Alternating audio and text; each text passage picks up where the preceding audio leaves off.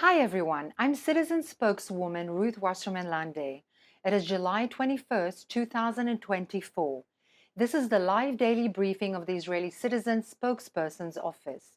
We are live on Instagram, on X, on YouTube, and on LinkedIn, and available afterwards wherever you get your podcasts. Please start submitting your questions in the chat and like and subscribe to help us reach a wider audience.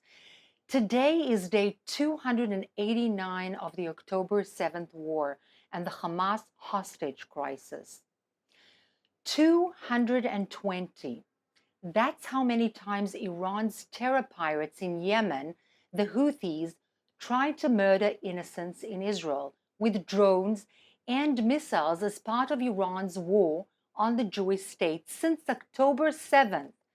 Over 9 months, nearly every attack was intercepted, which is probably why you may not have heard about them. If they hadn't been stopped, the Houthis might have murdered hundreds, even thousands of innocents in Israel. A second October 7th massacre. On Thursday night, an Iran-made drone got through. It narrowly missed the U.S. Embassy annex and exploded right into a residential apartment block in central Tel Aviv. The Houthis proudly took credit for murdering an innocent man in bed and attempting to murder his neighbors in their beds. On Saturday, the Houthis found out they cannot murder an Israeli and simply get away from it. After 9 months of restraint in the face of unrelenting Houthi attacks, Israel reached out and touched them. In the aptly named Operation Long Arm, Israel's military struck a key Houthi base in Yemen nearly 2,000 kilometers, that is 1,200 miles from Israel's borders. The fire in Yemen is being watched across the Middle East. It sends a clear message to Israel's enemies. No one gets away with murdering our people. No one. Those attacks on Israel on 7 fronts since October 7th should not or should make everybody pay close attention. Israel seeks no conflict with Yemen, nor with Iraq, nor with Syria, nor with Lebanon. But if the Houthis, whose banner reads, "Death to Israel," curse upon the Jews, or Iran's other terror proxies continue their war on Israel, if they try to commit murder in our cities, we shall stop them. And we've previously mentioned, Iran and its proxies aren't only making war on Israel. The Houthis have attacked global shipping for months. Their banner also reads "Death to America." And they've many times tried to murder American naval personnel.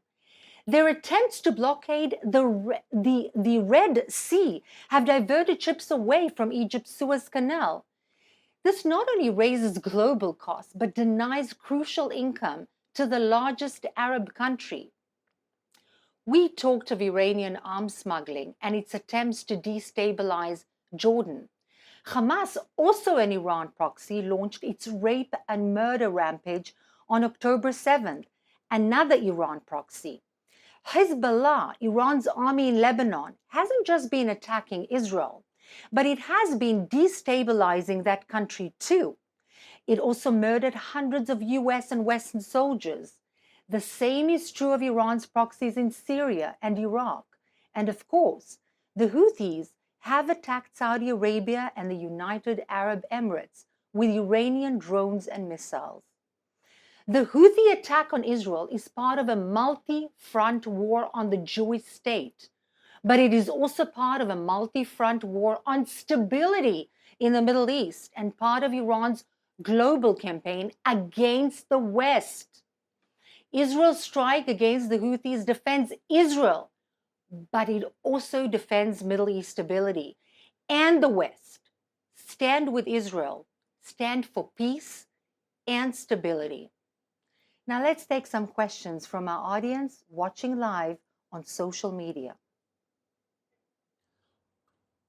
Our first question today comes from Luca on YouTube Live, who asks, how did the Houthi drone manage to get into Tel Aviv? And is Tel Aviv safe?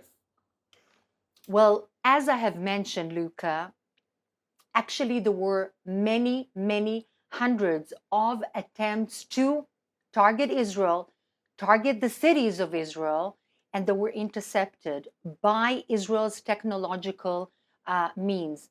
So one of them missed. Actually, it's very, very interesting to note that countries like Yemen do very, very little to protect their own civilians and their own citizens. So when Israel finally, after intercepting approximately 200 of those attempted attacks, did something to actually throw a kind of a bomb onto Yemen, and people actually got hurt, and there was fire raving in Yemen. People did get hurt because the Yemenis do nothing to protect their own people. Likewise in Gaza. Israel, contrary to those countries, contrary to those regimes, does everything, puts a lot of money and budget on creating the mechanisms to protect their own civilians first and foremost. This is the most important thing for Israel, and that's why the world doesn't hear of all of the attempts, the attacks. By the way, many rockets that are being thrown from Gaza on a regular basis for over 2 decades. This is the issue that we need to note. And yes, one missed. We did not intercept one because no air defense system is actually completely 100% hermetic. But in most cases, in fact, in 99.9% of the cases, Israeli defense forces do intercept the attacks. Sarah, also from YouTube, asks, is there any news of a more active involvement against the Houthis by international forces in the Red Sea? So, Sarah, yes, I think that more and more countries are beginning to realize that this is a threat to international stability, international commerce. In fact, Egypt has been very badly financially and economically hurt by the fact that the Houthis have repeatedly hurt and targeted ships going via the Suez Canal, therefore hurting the economy of Egypt, that is the most important for its own stability. And this is something which should worry the entire region, not only Egypt itself, but everybody in our region and also the United States of America. Because a destabilized country with 110 million people, because of its economy, is something that will create havoc in the region, wars in the region, Iran taking over more territory in the region, and of course, we'll have an influx of yet more immigrants into Europe, into the United States, and so on. So this is definitely something that should be worrying to the entire international arena. And yes, there had been attempts by Saudi Arabia and interceptions by Saudi Arabia, United Arab Emirates, and of course the United States of America against the Houthi attempts to destabilize the region. By the way, the Houthis are not only against Israel, but their very logo reads out death to America. And of course, we all know that they warred against Saudi Arabia and the United Arab Emirates. So this is something that is not an Israeli-Yemeni war, nor is the Hamas war with Israel in Gaza the entire scenario. This is just a small part of a grand plan to take over the region first and then the world at large. The next question comes from Benny on Instagram, who asks, in relation to the retaliatory strike by Israel in Yemen, will Israel launch a similar attack on Hezbollah and Lebanon to send a message that enough is enough? This is a very important question, and I'd like to stress first and foremost that Israel seeks no war. It has no warring intention either with the Lebanese in Lebanon, nor with the Yemenis in Yemen, nor with the Palestinian people, nor with anyone. But because these proxies of Iran are actually targeting Israeli civilians on a daily, weekly, monthly, annual basis for years and years. Depends on whom. The Palestinians have been doing this for years. The Hezbollah in Lebanon has been doing this for years, and so on and so forth. Because this is happening, there is a red line. Am I going to tell you right now what is the red line and tell the Hezbollah when they're going to be hard hit so that they will know ahead of time? No. But there is a red line because Israel will not allow its sovereignty to be hurt, nor will it allow the security of its own civilians to be hurt. And even if one person was killed by the Yemenis, as we saw happened in Tel Aviv, 2,000 kilometers did not make a difference, and Israel retaliated. When it shall retaliate in Lebanon, if the Hezbollah continues, the Hezbollah and the Lebanese shall find out. Joel on X asks, what does the ICJ ruling mean for Israel? Well, Joel, on the one hand, it means absolutely nothing because this is non-binding. There's no operative step that follows this kind of a ruling. And let's not forget who made that attempt to rule against Israel. South Africa. South Africa, where rape is number one in the entire universe, where crime is one of the highest in the entire international arena. And the ANC government sadly took hostage the good people of South Africa and sold their soul to no one else but Iran because of their dire straits in terms of finances and budget. In fact, South Africans have several hours a day when they don't have water, running water, electricity, and so on. And what did the South African government do instead of providing for their own people? They take Israel that is defending its own civilians, to the international court. So apart from being completely preposterous, completely surreal, this has no binding mechanism that can do anything operative against Israel. However, Israel does take such rulings seriously because it has no warring intentions.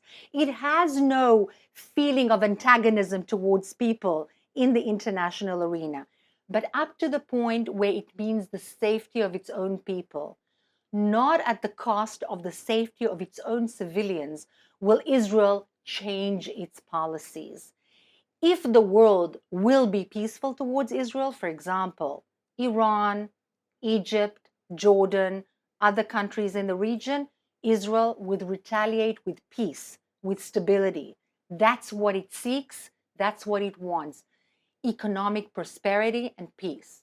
If it is warred against, if it is attacked, as we can see from October 7, this has been an unprecedented attack against civilians, raping them, massacring them, murdering them, beheading them. This is inhumane. And there is no way that any court ruling will stop Israel from defending its own people. Now, last question today comes from Akiva on Instagram Live, who asks, what are your thoughts on the Israeli athletes participants in the Olympic Games in France? Is it important that they attend? Wow. So sport is a wonderful mechanism via which to combine and move closer people to people. It is always a good mechanism and always important to participate.